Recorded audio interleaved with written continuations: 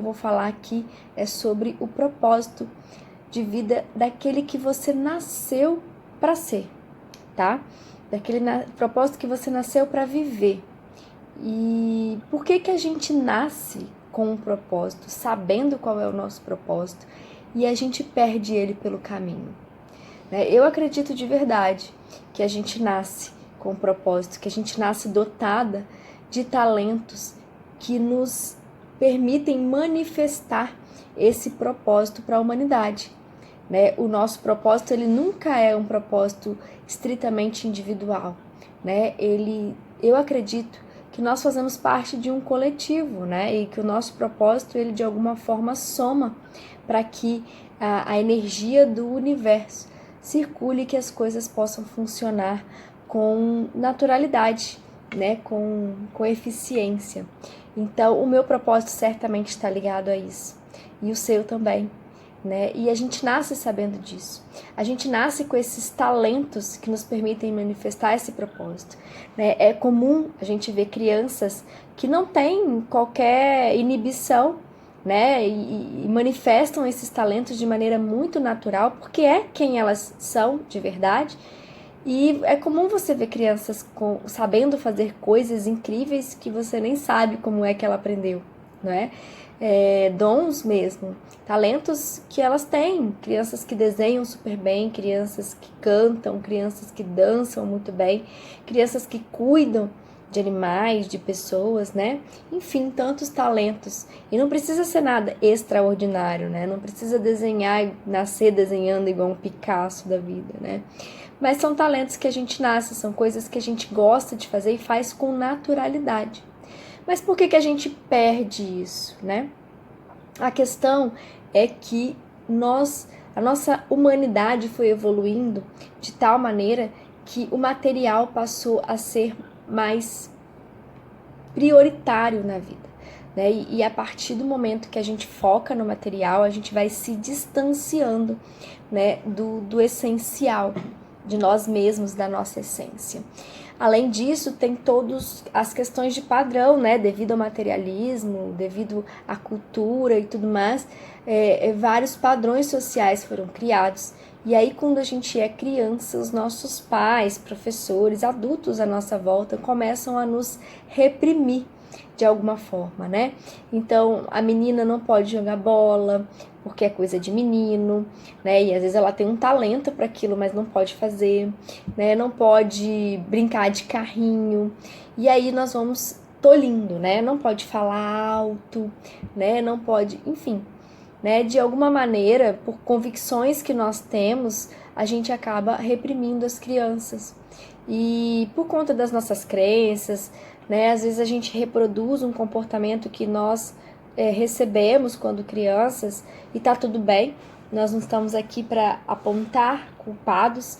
A questão é que nós vamos minando esses talentos, porque a criança começa a perceber que ela não é, o que ela é de verdade não é satisfatório, e o que ela mais quer nessa vida é ser aceita e amada. Então, quando ela percebe que ser ela mesma não traz isso, não traz esse benefício que ela tanto quer, que é ser aceita e amada, principalmente por seus pais, ela passa então a agradar, a fazer o que os pais pedem para agradar, e dessa forma sim ser aceita e amada. E aí a gente começa lá na infância a criar este padrão de que a gente precisa estar sempre agradando para nos estarmos sentir pertencente a uma comunidade, a um lugar, para a gente se sentir aceito e amado. E aí, à medida que a gente vai assumindo esse personagem que a gente cria, em prol da nossa proteção, de ser aceito e amado, a gente vai vivenciando esse personagem por tanto tempo que chega um momento que a gente acredita que somos esse personagem. E aí a gente se desconecta da nossa essência. A gente perde aquilo que a gente nasceu para ser, os talentos, o propósito. E tá tudo bem, Isso é um caminho que acontece e não há mal nenhum a gente corrigir o curso. Mas como é que a gente faz, então, né? Por que que a gente, né? A gente já descobriu por que que a gente se perde, mas como é que a gente faz então para a gente se reencontrar? Então, a primeira coisa que a gente precisa fazer é se conhecer. Não tem como fazer esse caminho de volta sem o autoconhecimento. Então, mais uma vez, né, eu repito que o autoconhecimento ele é a chave para a felicidade. Porque quando a gente vive o nosso propósito, quando a gente se reconecta com a nossa essência, a gente sente a alegria de viver todos os dias, independente deles serem segunda, sexta, sábado ou domingo, feriado ou não, a gente acorda e vive a nossa vida, o nosso propósito com muita alegria, né? E todo mundo busca isso. Eu vejo que cada vez mais a sociedade vem buscando, né, se reconectar consigo mesmo, né, viver o seu propósito. E é muito necessário que isso aconteça, porque nós somos partes de um quebra-cabeça universal.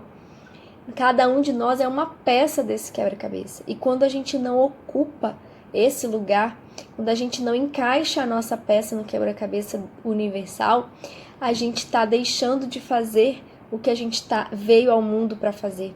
A gente não ocupa o nosso lugar e aquele lugar fica vazio, porque o meu lugar não pode ser ocupado por outra pessoa. O que eu nasci para fazer, outra pessoa não pode fazer por mim. Então, quando eu não ocupo esse meu lugar, eu ferro com a minha vida, porque eu não estou fazendo o que eu vim para fazer, mas também eu atrapalho o andamento universal, porque aquele espaço sempre vai estar vazio, né? E a figura nunca vai estar completa. Então, viver o seu propósito é muito maior do que a gente pode imaginar, né? E aí fica a pergunta: como é que eu faço então para encontrar o meu propósito? Tem várias maneiras, né? Tem muitas ferramentas que a gente pode utilizar para fazer esse caminho de volta, de reconexão.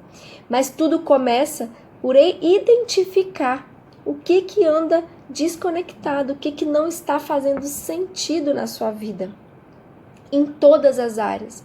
É necessário que você faça essa análise em cada área da sua vida. O que não está fazendo sentido, o que está desconectado, o que está te incomodando, o que está doendo você viver. É no seu trabalho, é o que é que você está incomodada no seu trabalho. Às vezes a gente acha que a gente odeia o nosso trabalho, quando na verdade a gente tem um problema com o chefe, ou com um colega de trabalho, ou com a função que a gente executa, e aí é só uma questão de ajuste. Mas a gente só consegue saber o que ajustar quando a gente faz essa análise.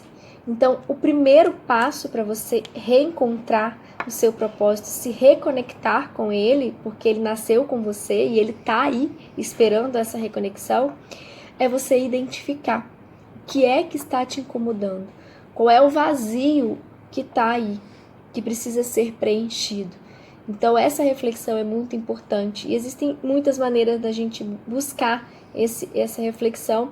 E eu já falei aqui, uma maneira que eu gosto muito é escrevendo, né? Um pouquinho todos os dias, refletindo, buscando, investigando, né? Brené Brown fala, e eu sempre repito, investigue, tenha curiosidade sobre a sua vida, né? Só você pode vasculhar dentro de você o que é que tá te faltando.